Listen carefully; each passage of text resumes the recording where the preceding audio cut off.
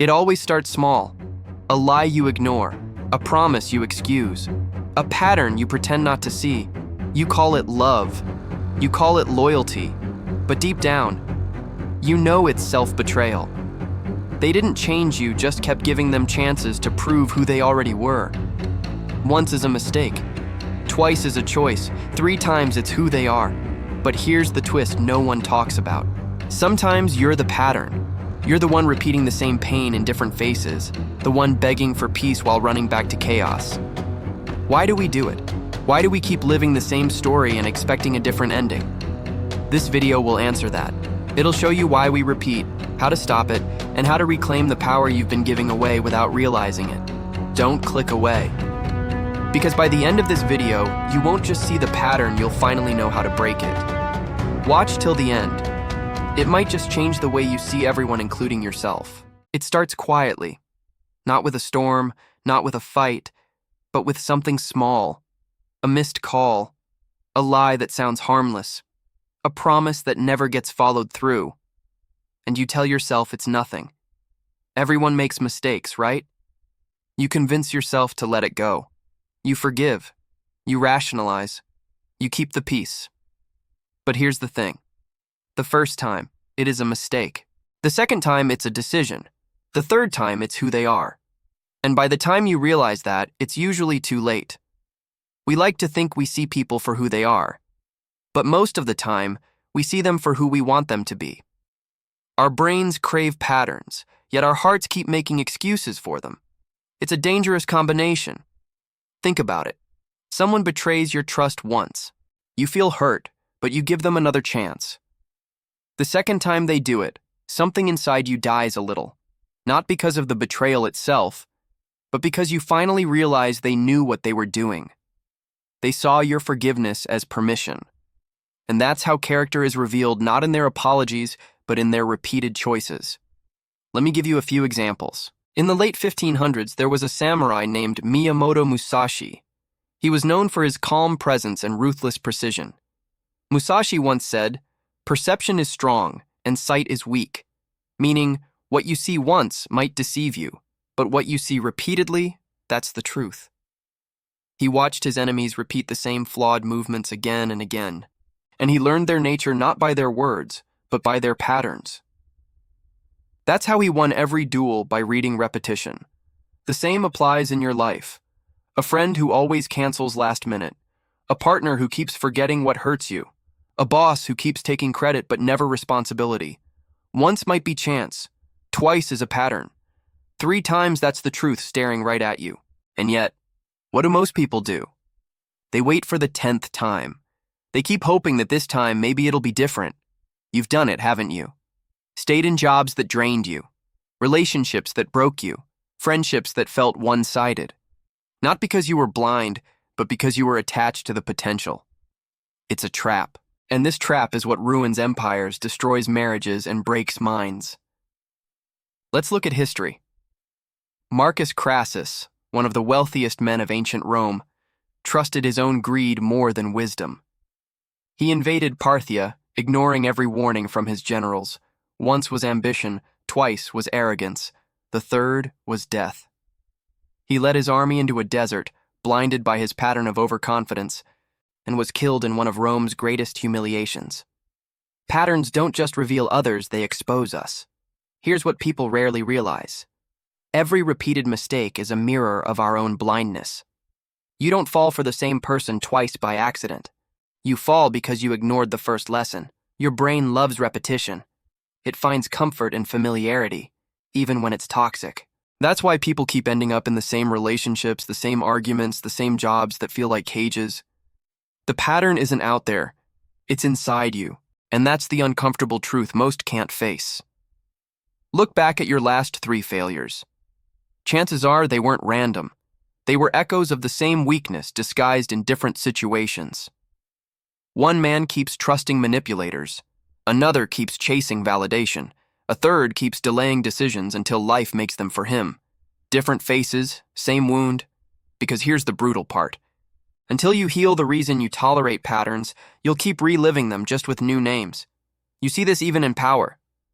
King Henry VIII had 6 wives. Each relationship began with passion and ended in destruction. Why? Because the pattern wasn't the women, it was him.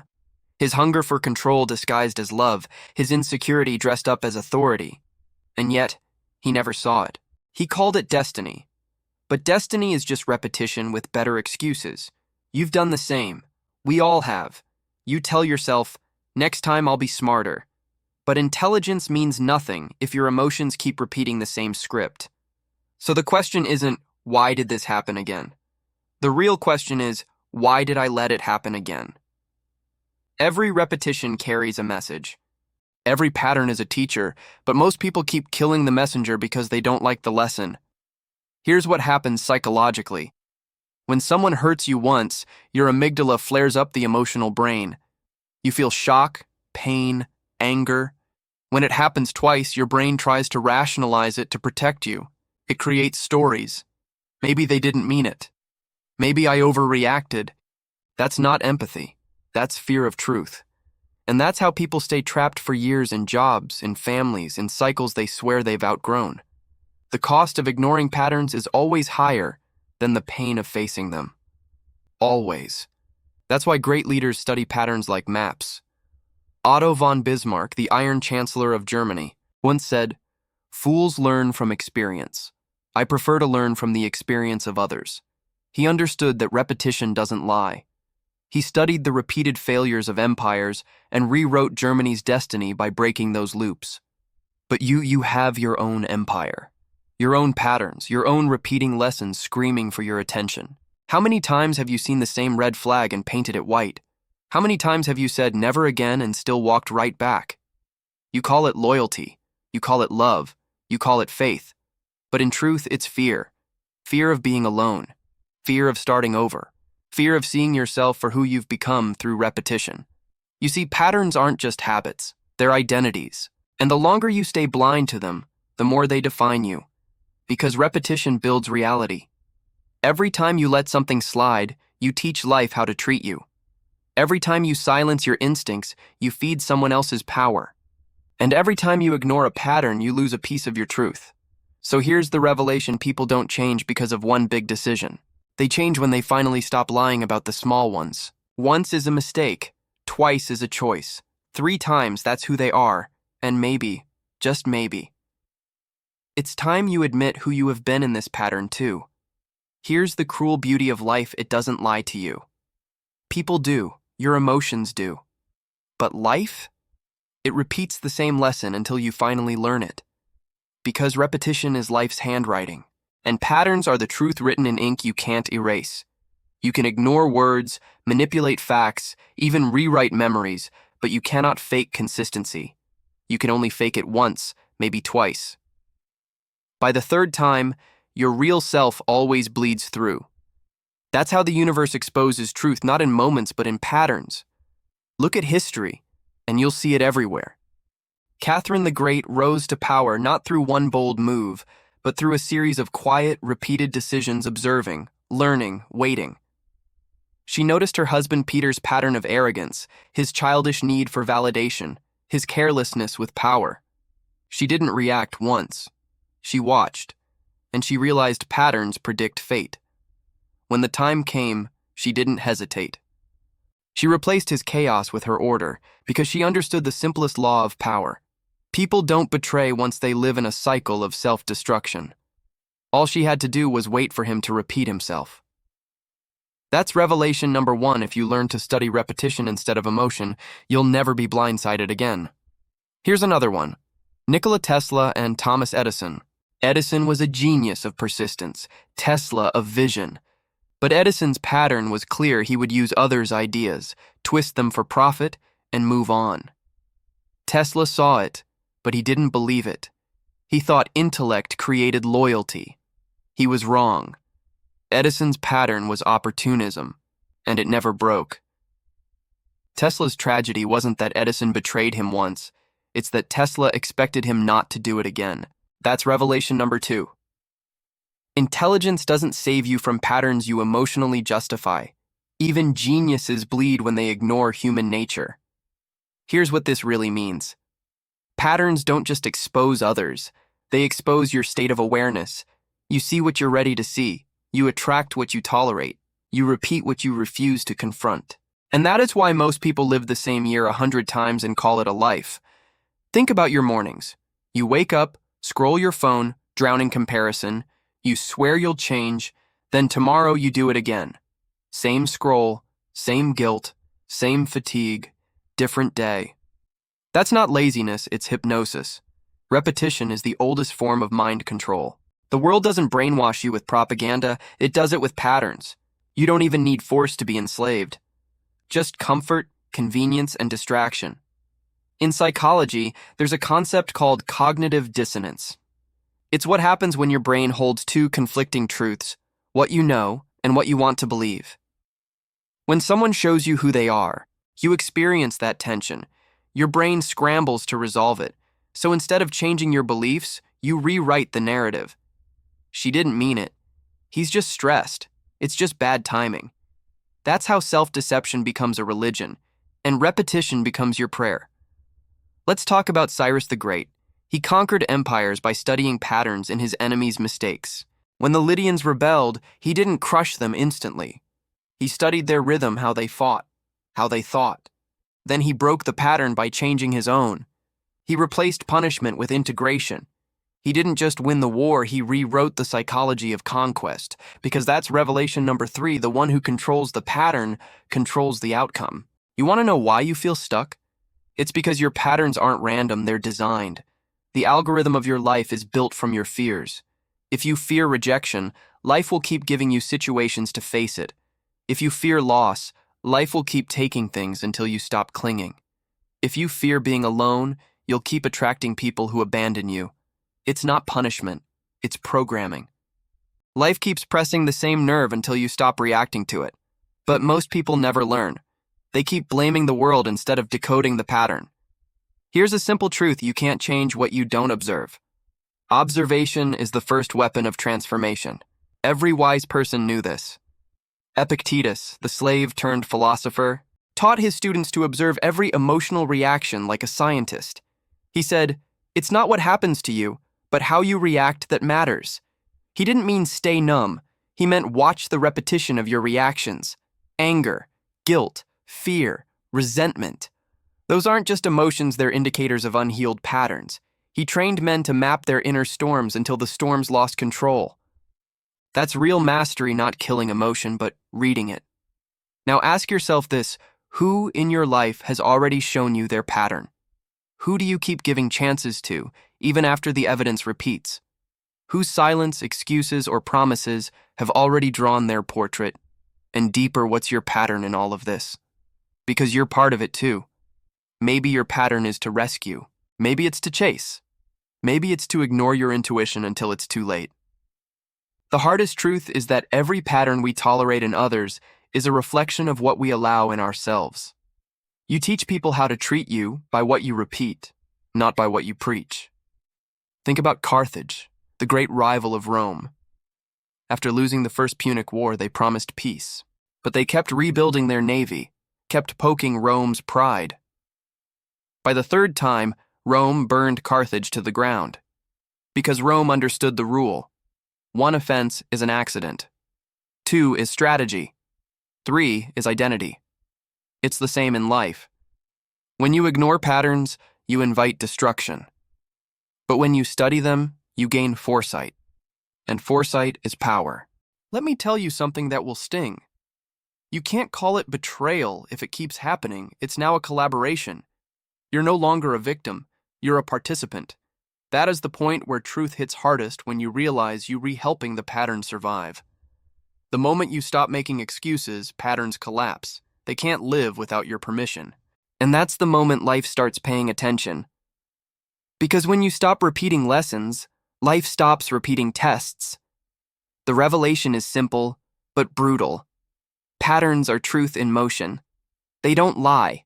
They don't flatter. They just reveal. They tell you who someone is. They tell you who you are, and they whisper one question every time. How many more times do you need to see it before you believe it? It's easy to talk about other people's patterns. It's easy to say he always lies or she always leaves. But here's the moment that separates the wise from the blind, the moment when the mirror turns, and the pattern you've been chasing in others finally points back at you. Because sooner or later, every story of betrayal becomes a story of self-betrayal. Every loop you blame on someone else started with a choice you made. You want the truth? You've been the problem before. You've been the pattern in someone else's life. You've repeated your own cycle not because you're evil, but because you didn't know who you were without the repetition. There's a reason habits are comforting. Even pain becomes familiar. And familiarity feels like safety, even when it's killing you. That's why people stay in toxic relationships, not because they love the person, but because chaos feels like home. It's the only rhythm their nervous system recognizes. Your brain learns through loops. It wires comfort around repetition. So when life presents something new, peace, honesty, growth, it doesn't feel safe. It feels foreign. So you sabotage it. That's the real trap. You keep asking life for better outcomes, but your subconscious keeps dragging you toward the same patterns. Let me give you an example. A young sculptor in Florence, his name was Benvenuto Cellini. Brilliant, volatile, ambitious. He had talent that could have made him immortal, but his temper was his pattern. Every time opportunity knocked, he destroyed it with pride. He fought patrons, insulted kings, even landed in prison. Each time he said it was unfair, each time he blamed others. But the truth followed him like a shadow, the same reaction, the same downfall, again and again. That's what most people do. They think life keeps giving them bad luck, but what life is really doing is handing them a mirror and they keep throwing it away. Maybe your pattern isn't anger. Maybe it's avoidance. Maybe you've spent years saying it's not the right time. That's not timing, that's fear. Fear dressed up as logic. You tell yourself you're waiting for clarity, but clarity doesn't come from thinking, it comes from doing. Procrastination isn't laziness. It's the mind's way of protecting your identity. Because what if you actually tried and failed? Then the illusion dies. And the ego would rather live in a loop than die in truth. In ancient Sparta, every boy was trained to see his own weakness. Their teachers would push them to the point of breaking, not to humiliate them, but to reveal where they would crack under pressure. The idea was simple: you can't conquer an enemy you refuse to see, and your first enemy is always your pattern. The modern world hides this truth. It tells you to be kind to yourself, but what if kindness has become your cage? What if every time you forgive yourself, you also forget the lesson? There's a difference between healing and hiding. One faces pain and transforms it. The other calls avoidance compassion. You know who understood this? Miyamoto Musashi, the samurai I mentioned before. He wrote in the Book of Five Rings, "If you know the way broadly, you will see it in all things." He wasn't talking about fighting, he was talking about awareness. If you truly see your own patterns, you start recognizing them in everything. Your relationships, your habits, your ambitions. Every pattern you break inside yourself changes the rhythm of your entire life. But most people don't make it that far, because self-awareness without courage becomes self-torture. You see the pattern, you name it, but then you go right back to it because comfort is stronger than clarity. You say you want peace, but you're addicted to drama. You say you want success, but you keep repeating failure rituals, scrolling, delaying, comparing, doubting. You say you want freedom, but your choices scream bondage. Why? Because identity is built on repetition. And when you stop repeating what built your identity, you go through withdrawal. That's why change feels like dying. Part of you is dying. But that's also where rebirth begins. Here's what psychologists call homeostasis. It's your mind's obsession with stability, even if that stability is misery. You can't heal until you understand this. Every time you try to rise, your mind whispers, "This isn't you." It drags you back to the familiar version of yourself. So the war isn't between you and the world. It's between your new self and your old patterns. And make no mistake that war is brutal. Take Emperor Akhenaten of Egypt. He tried to rewrite centuries of religion by replacing Egypt's many gods with one, the sun, Aten. He saw truth, but he moved too fast. He didn't understand the pattern that ruled Egypt: tradition, ritual, hierarchy. He tried to break it overnight, and it broke him. After his death, The priest erased his name, destroyed his city, and restored the old gods. That's what happens when you try to change the world before mastering your own patterns. The external always collapses if the internal isn't ready. So when you want to change your life, don't start with the world, start with your loops. Because those loops decide whether you rise or repeat. Here's the hard question you've been avoiding. What if you're the one creating the situations you keep complaining about? What if every disappointment, every betrayal, every loss is just life showing you what you still haven't learned? People say, "Why does this keep happening to me?" But the real question is, what do I keep doing that invites it? Until you face that, you're just rearranging the furniture in your prison. But here's the good news. Patterns don't have to define you forever. They can also free you if you have the courage to see them. Awareness is painful, but it's the first breath after drowning. It's when you finally stop blaming and start observing. It's when you stop saying, "Why me?" and start asking, "What is this teaching me?" Because the moment you see your pattern clearly, you've already broken half of it. The rest is discipline, the willingness to act differently even when your mind begs for the old way. That's the moment the mirror stops reflecting your past and starts revealing your future. Let me give you one last image. Imagine a sculptor standing before a block of marble. Every strike of his chisel removes a piece of what he's not.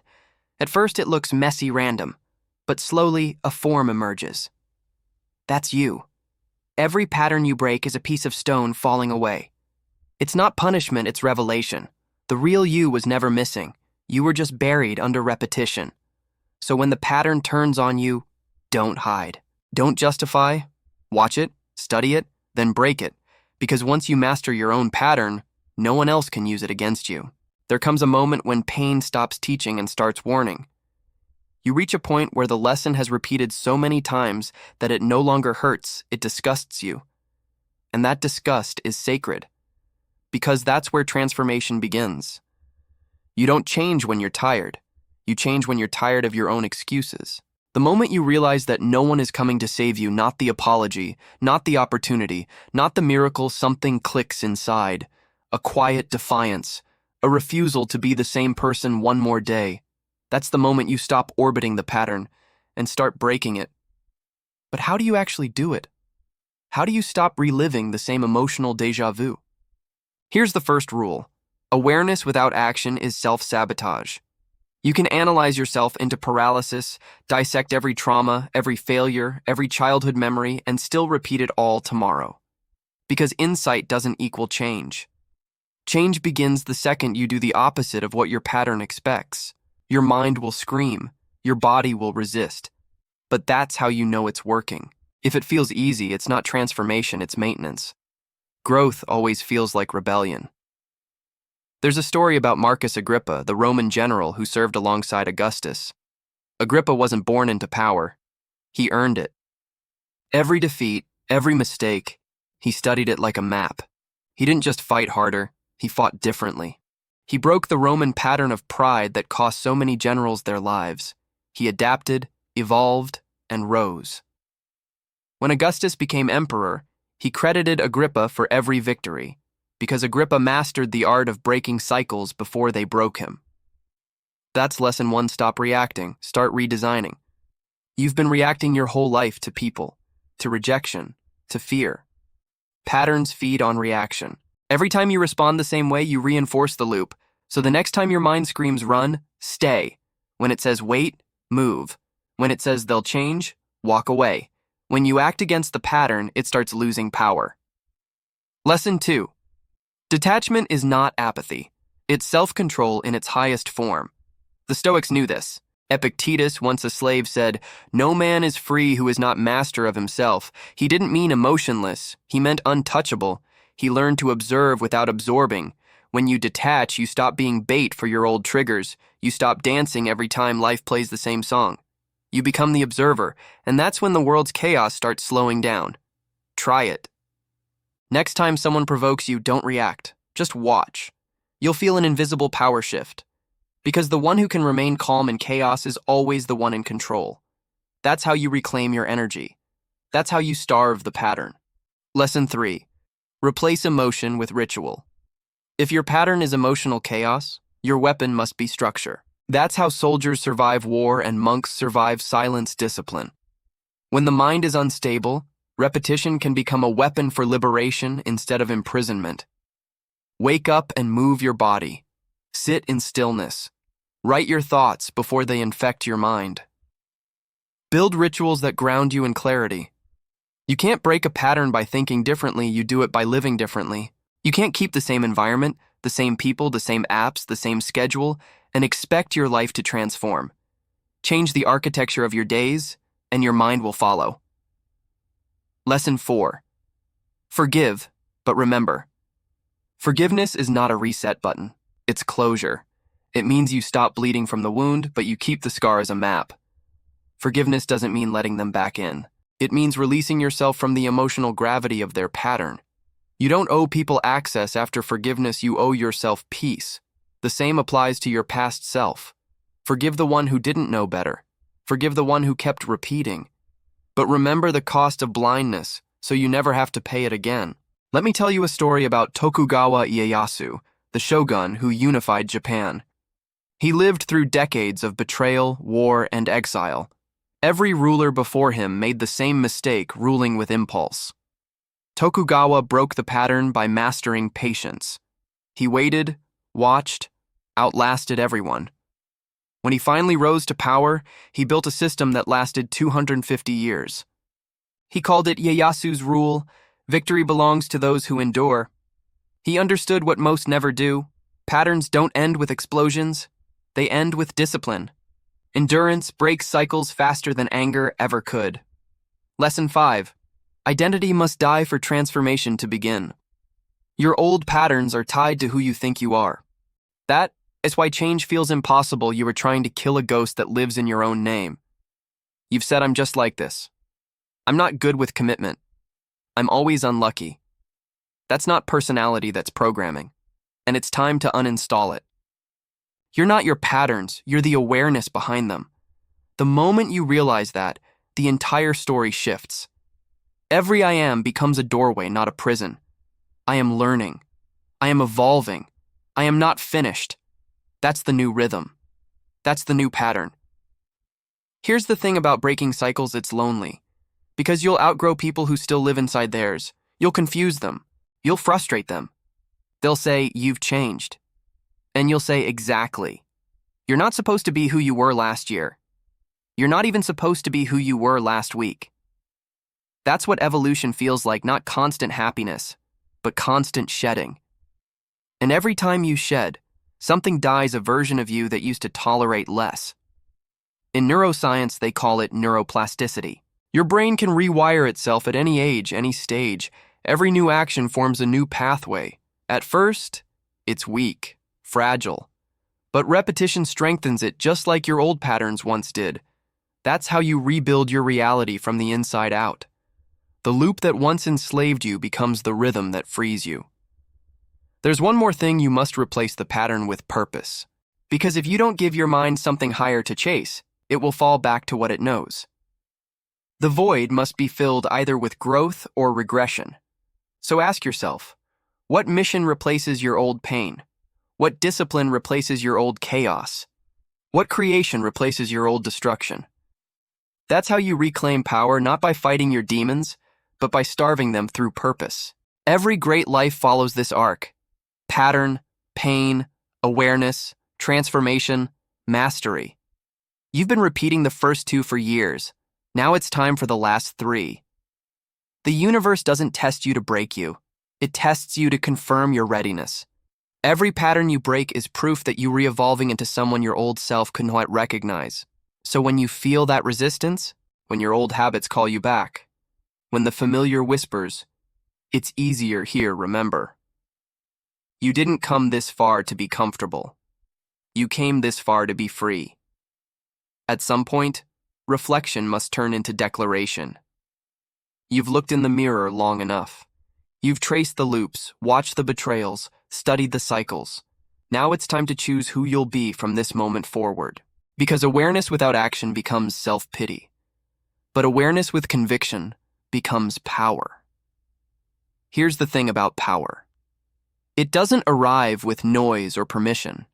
It shows up the moment you stop asking the world to understand you, when you decide that your peace matters more than their approval, when you stop defending your boundaries and start enforcing them. That's ownership.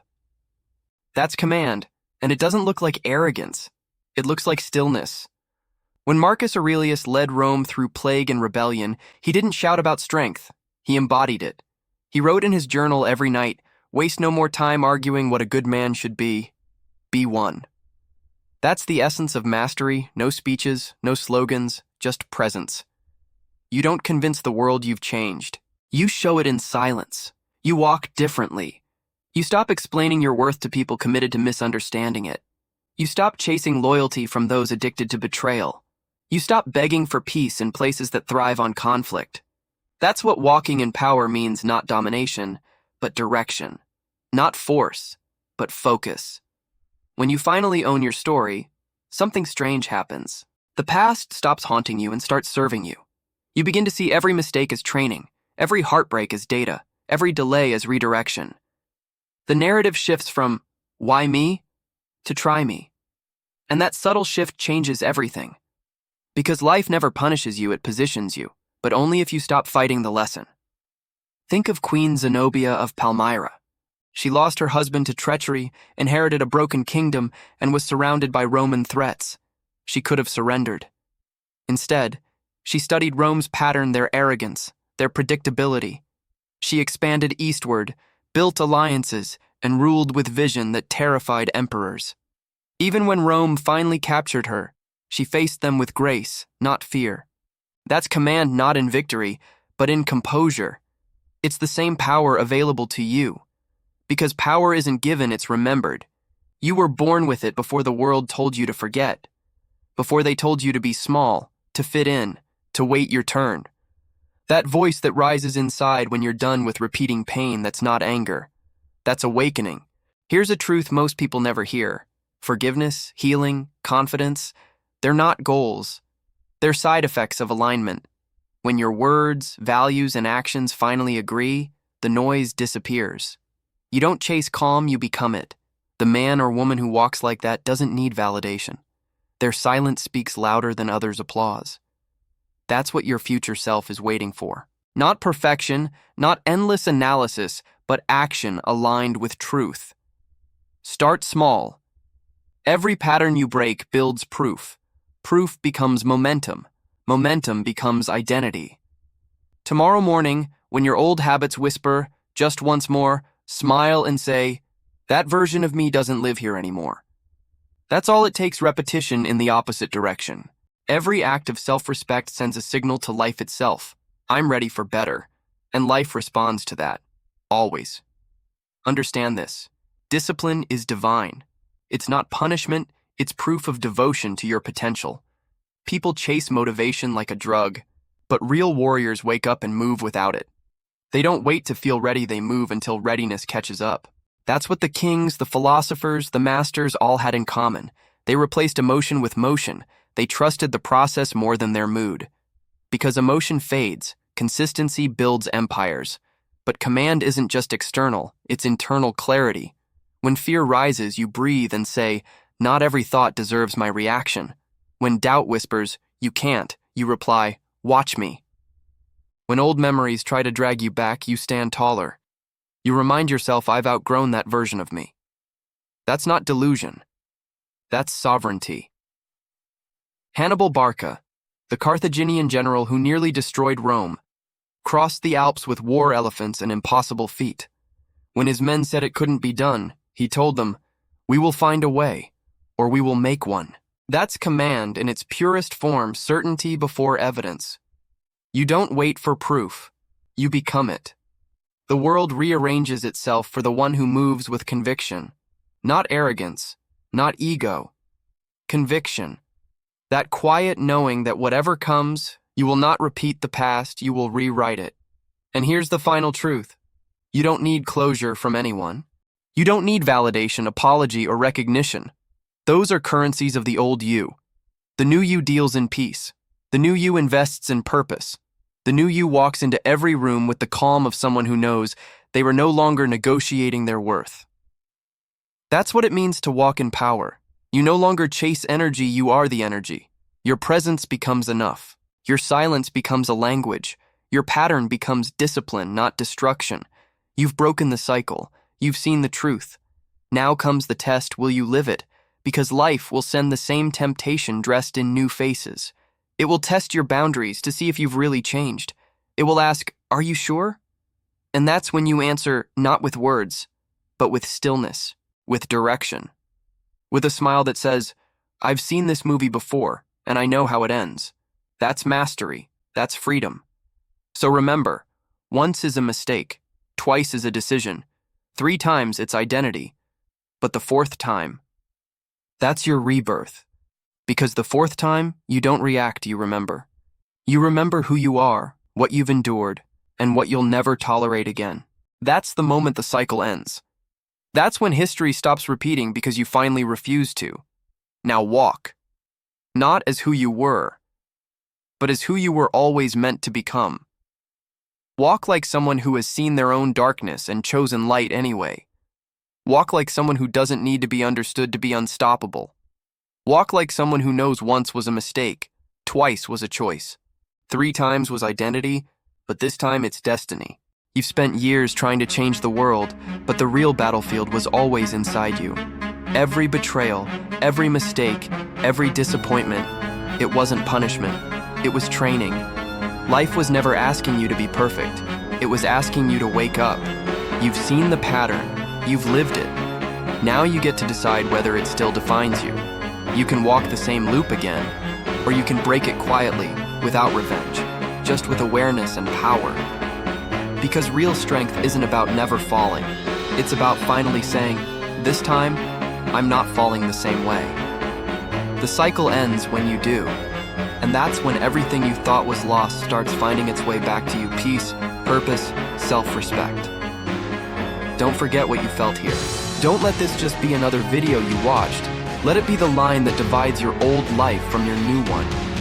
Walk forward. Not like someone searching for redemption, but like someone who finally remembered who they are. You've broken the pattern. Now, write the rest of your story your way.